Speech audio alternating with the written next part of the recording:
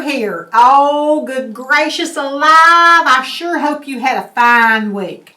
Because Willie Boomer had a bad week. A really bad week. I got a story for you.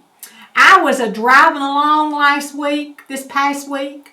And it was about 75 degrees outside here in East Tennessee. And I had my windows down.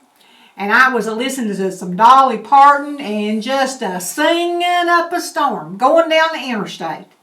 And I could hear these sirens come up behind me. So I pulled over so he could go around me. But when I did, and I looked in my rear view mirror, he pulled right in behind me. And I said, uh-oh, Willie's getting pulled over.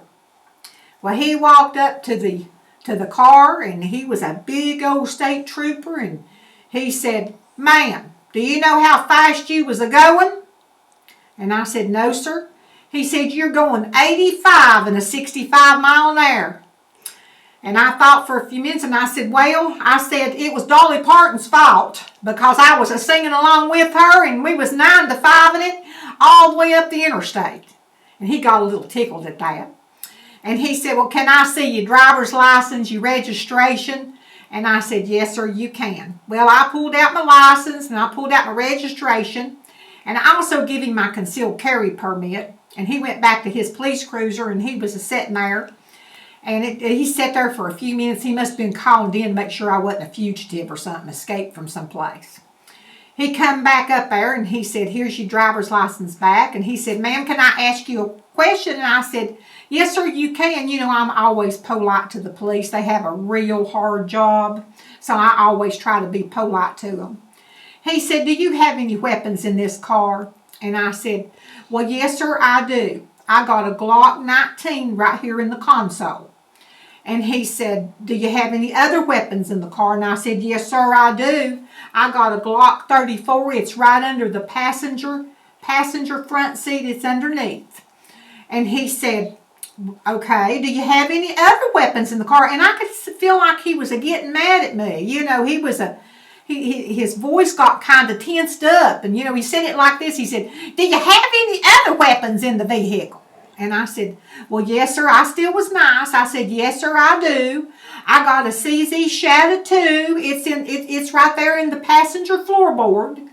And he said, "Madam," you know, and I could tell that, you know, his voice got just high-pitched and just loud. And he said, "Do you have any other weapons in the vehicle?"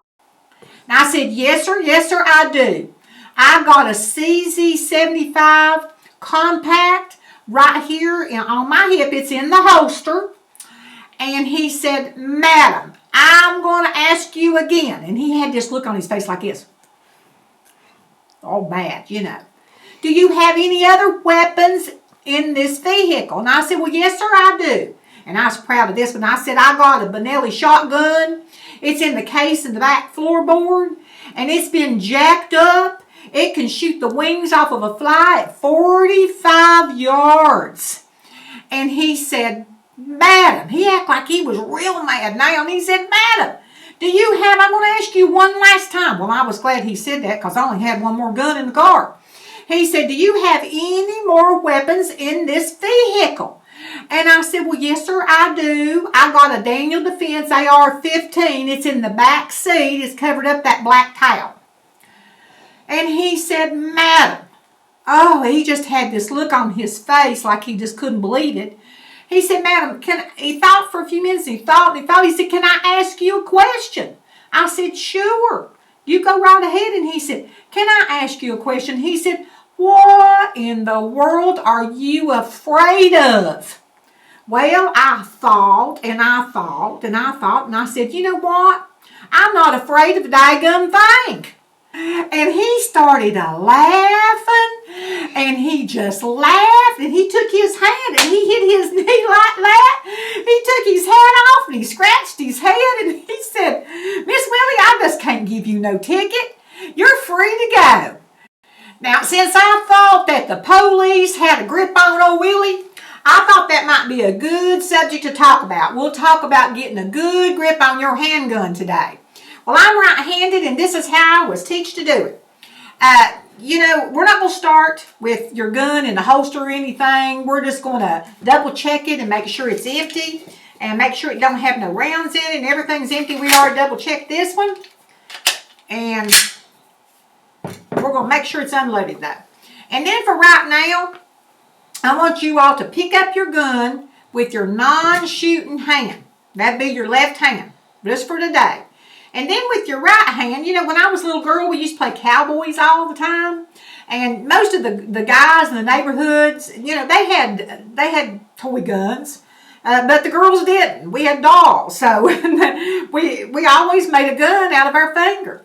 And that's how I want you to do this. I want you to hold your finger just out like that. And then I want you to put the gun right in it. And what that does is that wraps your bottom 3 fingers right around the grip of the gun, and it puts your top finger right here, right at the top of this right here, right at the top of the frame, right underneath the slide.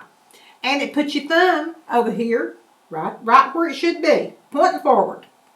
So, and it don't matter where this gun's at. I want you to practice this 2 or 3 times a day, because if it's laying on the table, and it don't matter if it's in a holster, it don't matter if it's on a table, it don't matter where it's at. When you get used to picking it up that way, everything is correct to start with. So it's good just to practice that. So that way it don't matter when you pick it up, it's going to be right. Because remember, you don't want to put your finger on the trigger till you have your sights on the target. So you always want your finger pointing forward. Now make sure, here's something else important. Make sure that you're as high as you can get underneath this on your grip without getting right next to the slide. Make sure you're as high as you can get because that will help your grip and that will help stabilize the gun. But if you get too high and you get into the slide, oh, merciful heaven, children, let me tell you something. Talk about a hurting you're going to be. I mean, it's like, when that slide bites your finger, bites your hand right there, it's like getting bit by one of Willie's donkeys out back. I mean, it hurts. So you don't want that to happen. Now I want you to take, you've got it picked up, and I want you to take your non-support hand, or your support hand, and I want you to put it right here in this pocket.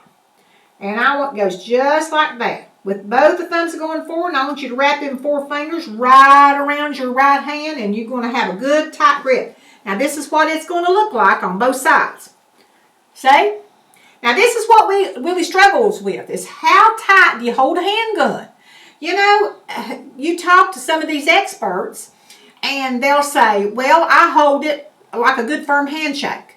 And another one might say, well, I hold it like a hammer. Well, you know what? I don't think I'd hold a handgun like I don't think I would hold a hammer like a man would, and I don't think that I would handshake like a man would. So, I think a woman probably needs to hold it a little tighter than a guy. And I tell you why. Because when I shoot and the muzzle flips, and that's called the recoil, and it comes back down. When I'm out shooting, we were out filming one day, and I got in and was watching the film, and I noticed that my thumb was a dropping, and my whole hand was kind of curling around, and it was going down. So that means that I don't have a firm enough grip on this gun. My hand strength is not as good in my left hand as it is my right hand. So this is what I'm working on. I'm trying to build my strength up in my support hand, but I started putting a little pressure on my thumb with my right thumb, on my left thumb with my right thumb, to hold it in place. Because when it's happening, I really don't realize it. I don't feel it, and I don't realize it. But I know that it's probably affecting where my bullets go. But buddy, when I saw that film, I come in the house and I said, "Dadgummit, I'm going to fix that."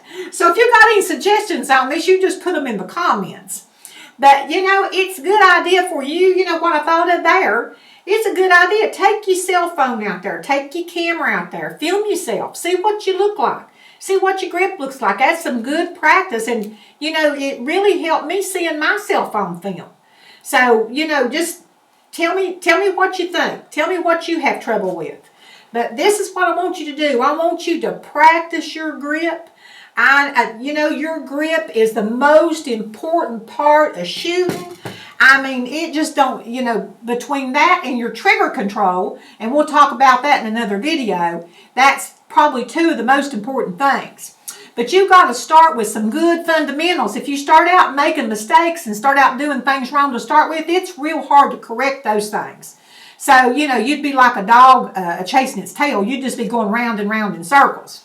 But you know what? This is Willie Boomer saying, don't be an old leadfoot like Willie. You know, don't get yourself a ticket, or don't you get yourself pulled over by the police. You be safe. You practice shooting, practice your handgun, and you make Willie's day by hitting that subscribe button, and make sure you hit that little bell so you get notified when we have a video pop up. And you know what? I want to tell you one more thing. I want to say, y'all come back now.